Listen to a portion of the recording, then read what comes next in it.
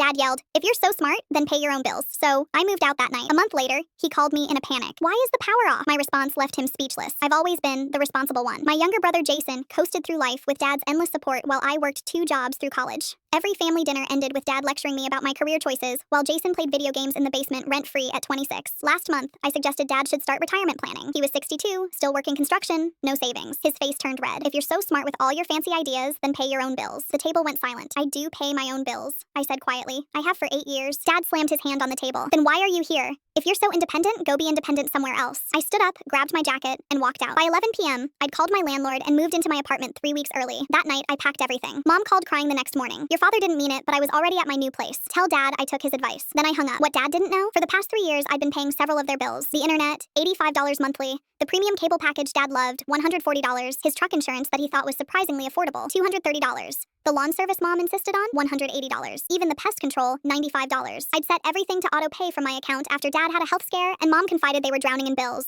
I never told them, I just quietly took care of it. Week 1, after moving out, I canceled every auto payment. Internet, cable, insurance, lawn service, pest control, even Dad's hunting magazine subscription. If I was paying my own bills, I was only going to pay my bills. Week 2, Jason texted, "Wi-Fi is out. Dad's losing it. Can you call the company?" I replied, "Not my bill. Not my problem." He called me selfish. I blocked him. Week 3, Mom left a voicemail about the cable. I texted back, "I'm being independent, remember?" Then came day 29. My phone rang at 6 a.m. Dad's number. I let it ring. He called again and again. Finally, I answered. "The power's off," he said. Voice tight. "Why is the power off?" I stayed silent, waiting. "Your mother can't make coffee. The food in the fridge is going bad. You need to call the electric company." "Why would I call the electric company?" I asked calmly. Because you handle these things," he stammered. "You're good at this stuff." A strange calm washed over me. "Dad, I'm confused. Didn't you tell me to pay my own bills?" "That's what I'm doing. Those aren't my bills anymore." Silence. "Then what do you mean anymore?" "I mean, for 3 years I've been paying your internet, cable, truck insurance, lawn service, pest control, and apparently the electricity was bundled with something I was covering. You told me to be independent, so I am." More silence. I could hear Mom in the background. "What's he saying? What's happening?" Dad's voice came back smaller. "Son, we didn't know. You never said. You never asked. You just assumed I was the family failure who needed your wisdom about paying bills. We need those things turned back on. Then pay for them. We can't afford all that right now." And there it was. The truth neither of them wanted to admit. They couldn't afford their lifestyle. They'd been living beyond their means. And I'd been the safety net they didn't even know they had. "Dad,